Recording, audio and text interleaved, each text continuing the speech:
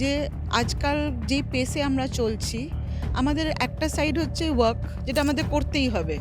আমাদের অ্যাডভান্সমেন্টও করতে হবে, আমাদের ইন্টারনেটেও যা যা করার সব কিছু। তার সঙ্গে আমরা কি করে আত্মাকেও সমান তালে একটা মানে সাহায্য করতে পারি, কিভাবে? সো এই যে ইনফরমেশনটা লোক ভুলে গেছে যে লাইফ একটা দু আসপেক্ট, মেটেরিয়াল স্পিরিচুয়াল।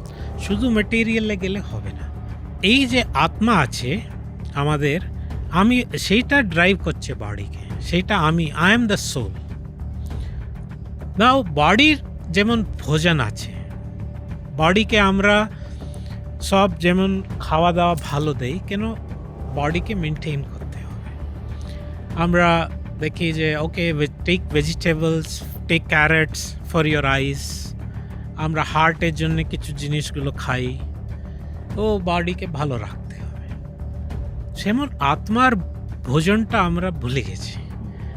আত্মার ভোজন হচ্ছে কানেকশন উইথ পরমাত্মা, that is the food of soul. যেমন বাচ্চা আছে ছোট, ওর ফুড কি আছে? মেন আছে খাওয়া দাওয়াটা ঠিক আছে, কিন্তু মা বাবার সঙ্গে থাকতে হবে বাচ্চাকে, then child is happy with mother.